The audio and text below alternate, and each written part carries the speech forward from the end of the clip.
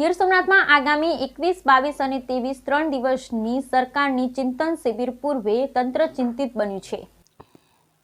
સોમનાથ વેરાવળમાં આવેલ વેણેશ્વર ગૌશાળાની ગાયો તંત્ર દ્વારા લઈ જવાઈ અને ત્યારબાદ આ જગ્યામાં આવેલ મંદિર ગૌશાળા સહિતનું ડિમોલિશન કરવાનું જણાવતા ગૌશાળાના સેવકો, કોળી સમાજ સહિતના અન્ય ભક્તોએ ભારે આક્રોશ વ્યક્ત કર્યો છે। તો આ ઘટનામાં સોમનાથ ધારાસભ્ય વિમલ ચુડાસમા પણ પહોંચ્યા હતા અને ગીર સોમનાથ તંત્ર પર આક્રોશ સાથે આક્ષેપ કર્યા છે। સોમનાથમાં આવેલ વેણેશ્વર ગૌશાળા જે તેમના સેવકોના મતે છેલ્લા 35 વર્ષથી અહીં ગૌસેવા થાય છે, જે એક નાનું મંદિર અને ગૌશાળા કાર્યરત છે। 1994માં તત્કાલીન સોમનાથ ટ્રસ્ટના ટ્રસ્ટી પૂર્વ વડાપ્રધાન મોરારજીભાઈ દેસાઈએ આ જગ્યા કોળી સમાજને ફાળવેલી હોય તેવું ગૌસેવકો જણાવી રહ્યા છે। તો ધારાસભ્ય વિમલ ચુડાસમા જણાવી રહ્યા છે કે તત્કાલીન સમયે પ્રસિદ્ધ થયેલ બુકમાં પણ આ ગૌશાળા બાપને ઉલ્લેખિત છે, પરંતુ ગીર સોમનાથ તંત્ર અચાનક રાજ્ય સરકારની ચિંતન શિબિરને લઈને કરવા તૈયાર થયું છે। ત્યારે સોમનાથ ટ્રસ્ટ સાથે પણ અમે ચર્ચા કરી તેવું કહે છે કે ઉચ્ચ અધિકારીઓ સાથે વાત કરી અને તમને જણાવીશું, હજુ અમને જવાબ મળ્યો નથી ને જ્યાં સુધી આ બાબતનો ઉકેલ નહીં આવે ત્યાં સુધી અમે કોળી સમાજના લોકો અને ગૌસેવકો આંદોલન યથાવત રાખીશું। એક તરફ ગીર સોમનાથ વહીવટી તંત્ર ચિંતન શિબિરની તૈયારીમાં લાગ્યું છે, ત્યારે બીજી તરફ ગૌશાળાએ વધુ ચિંતા વધારી। બ્યુરો રિપોર્ટ મહેન્દ્ર ટાંગ, ગીર સોમનાથ। વિમલભાઈ, ક્યાં સ્થળે બેઠા છો, શું મુદ્દો છે આખો? સોમનાથ મેઇન રોડ ઉપર અમે બેઠા છે, ત્યાં વેણેશ્વરની જગ્યા છે।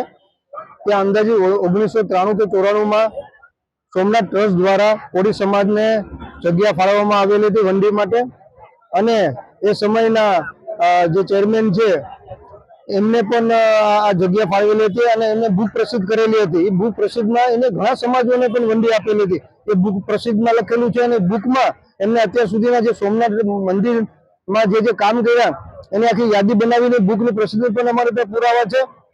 આ જગ્યા છે એ અંદાજિત 35 વર્ષથી કોળી સમાજ પાસે છે અને આ જગ્યા આપવા માટે એ સમયે 2 ટ્રસ્ટીઓને નિમણૂક કરવામાં આવી હતી। આ ટ્રસ્ટીની તમામ જિમ્મેદારી છે આગળની પ્રોસિજર કરવામાં। આપનો પરિચય?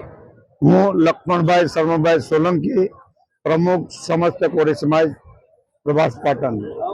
અમારે 8 સત્તા રજીસ્ટ્રેશન સત્તા છે। 1987માં ટ્રસ્ટ રજીસ્ટ્રેશન થયું હતું। જે તે વખતે અમારે મોરારજી બાપાને અમે રૂબરૂ મળ્યા હતા। દેશના પરમ પૂજ્ય PM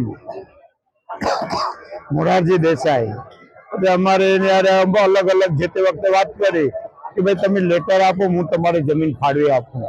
એના અનુસંધાને અમે લેટર આપ્યું તો કે પછી કે ટ્રસ્ટ બનાવો, ટ્રસ્ટ બનાવ્યું। એ પછી એ લોકોએ જમીન 1994માં મિટિંગમાં લેતે ફાળવી દીધી।